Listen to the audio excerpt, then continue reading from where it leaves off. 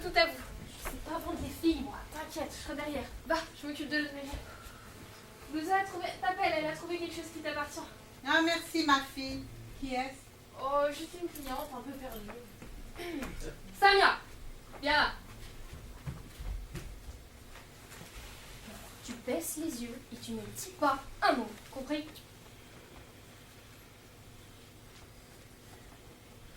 Bon alors, elle te plaît? Pardon. Pour ton fils.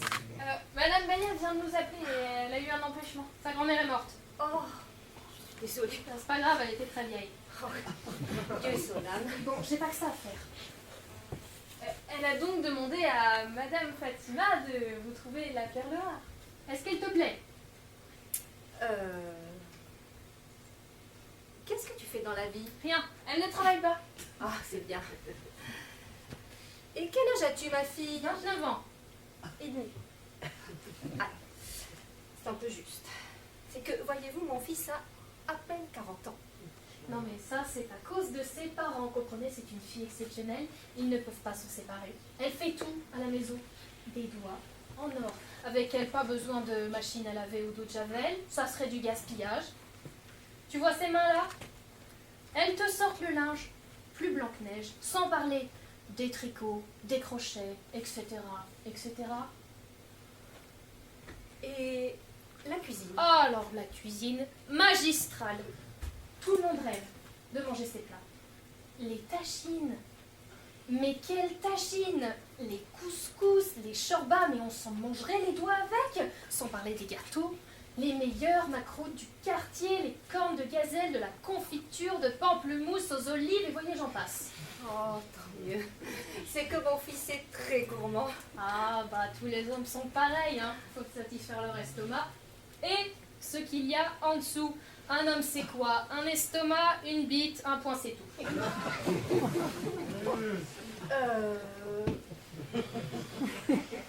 Oui, c'est un peu vrai ce que vous dites.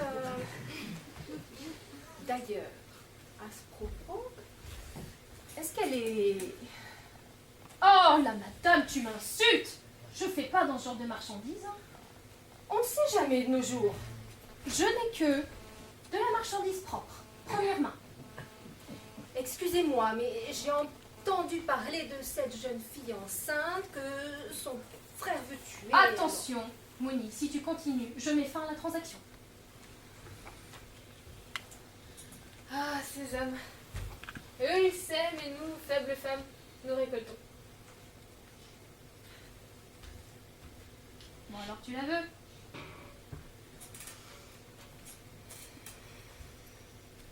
En effet, c'est une bonne affaire. Je prends. Samia, embrasse ta belle-mère. Nous irons voir tes parents ce soir. Dis-moi, ma fille, est-ce que tu portes le foulard de Dieu? Madame, tu m'énerves! Est-ce que tu le portes, toi? Mais bien sûr qu'elle le porte, et mieux encore, elle fait ses 5 prières par jour, et plus pendant le carême. N'est-ce pas, Samia? Oui. C'est une fille qui est destinée au paradis, ton fils en bénéficiera. Je ne sépare jamais les couples pieux. Et les 72 vierges, t'en fais quoi? Oh, c'est pas le moment. Excusez-moi de vous interrompre. Hein.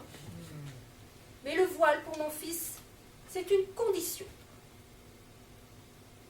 Il trouve que les filles en France s'habillent nues de nos jours. Entre nous, il a raison. Elles ont tout perdu, tradition et religion. Est-ce que tu la prends? Je ne trouverais pas mieux. Non. Est-ce que ça te tirait un bain avec ta belle-fille? Oh, c'est très exotique. Avec grand plaisir, Madame Fatima. Pas dans cette tenue. Viens avec moi.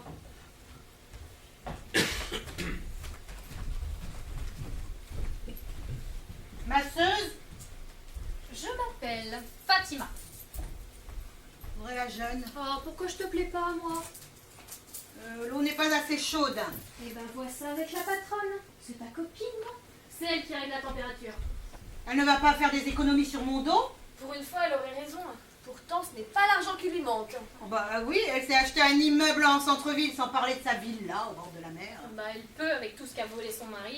Vous savez que tous leurs enfants sont scolarisés à l'étranger. Il a fait partie de tous les gouvernements, d'abord de gauche et maintenant de droite. T'as raison, Nadia. Ils sont tous corrompus. Toi, tu n'as rien à dire, car si tes frères avaient le pouvoir, Le pouvoir, on nous l'a volé. Mais nous l'aurons un jour avec l'aide de Dieu. vous êtes tous pareils. Nous ne voulons ni peste, ni choléra. Ni sida non plus. Et voilà, retour à la case départ. J'ai dit pas de politique au hammam. Ah, je vous fais peur. C'est ça, hein. Vous faites peur. Dieu vous fait peur. Non, ma fille. Moi, ça fait longtemps que j'ai plus peur. Ni de toi, ni de personne. Moi, c'est vous qui me faites peur, pas Dieu. Parce que nous avons le courage de dire non. Pas seulement dans les verbiages de salon comme vous êtes gauchistes, mais bien dans nos actes que nous assumons et revendiquons. Tu veux dire vos crimes? Connais-tu ne serait-ce qu'une seconde de ma vie? Non, et on en a rien à foutre de vos vies. On sait ce que vous avez fait, ça nous suffit. C'est trop facile de jeter la faute. Laisse-la parler, s'il te plaît. Le pays entier les a écoutés. Vous avez vu où ça nous a menés? Tais-toi, Nadia. Mais ne me dites pas que vous avez envie de l'écouter. Vous ne voyez pas que trouver des excuses à son mari égorgeur d'enfants? Mon mari il se fait envoyer de l'école à 12 ans. Ses parents étaient pauvres. Très pauvres même. Il s'est retrouvé vendeur de cigarettes sur les trottoirs à la sauvette. Un jour, un homme lui a pris un paquet de cigarettes. Il a refusé de payer. Il s'est énervé et l'a insulté. Normal, non? Il ne savait pas qu'il avait affaire à un flic. Oh, il a insulté le pouvoir et le pouvoir l'a puni.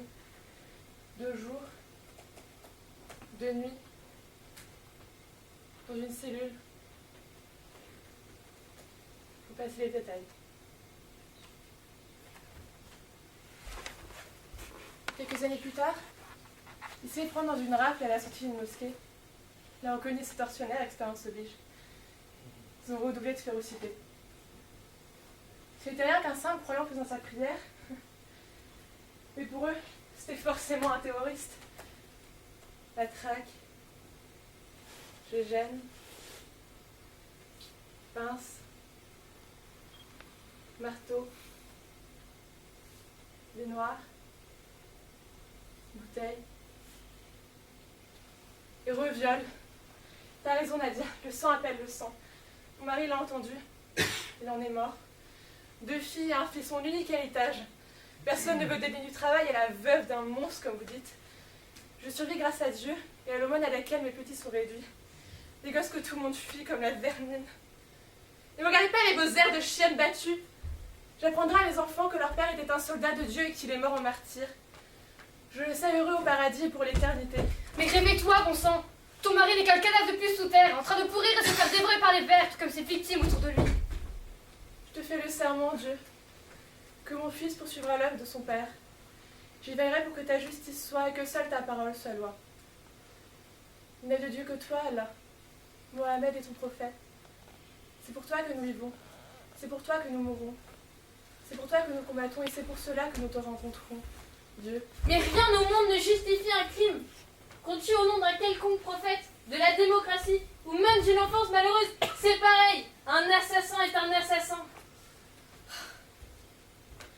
J'ai écouté jusqu'à ton dernier mot, et je t'avoue que j'ai eu mal.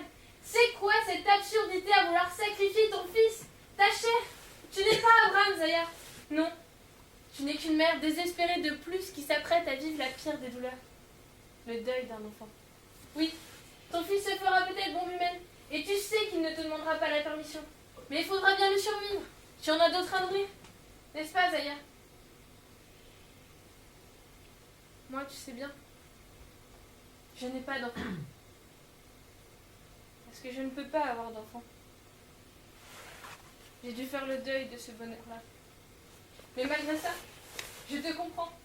Je te comprends parce que toutes les peines sont capitales. Mais désolé, je ne compatis ni avec le sort de ton mari, ni même avec tes larmes de mère. C'est au-dessus de mes forces.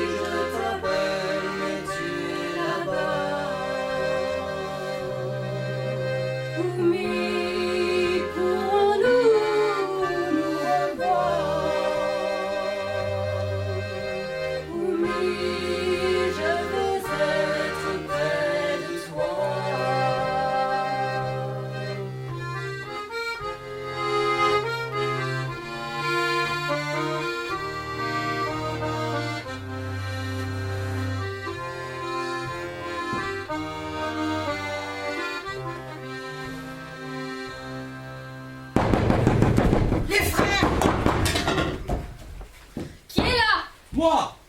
Qui que tu sois, c'est un hammam de femmes. Donnez-moi ma sœur! Qu'est-ce que tu racontes, quelle sœur? Celle qui porte un bâtard! Mon Dieu, c'est le frère de Myriam!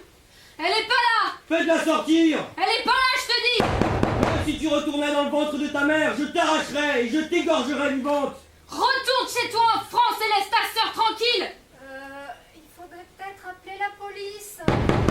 Tu m'entends, sale graine? Écoute mon fils, écoute ma voix. Elle m'a déshonoré! Ta sœur n'est pas au hammam, mon fils. C'est moi, ta voisine Aïcha. Tu m'as cassé une vitre quand t'avais 9 ans en jouant à la tire-boulette, tu te rappelles? Eh bien, je te jure, mon fils, sur la tête de mon fils, que ta sœur n'est pas au hammam.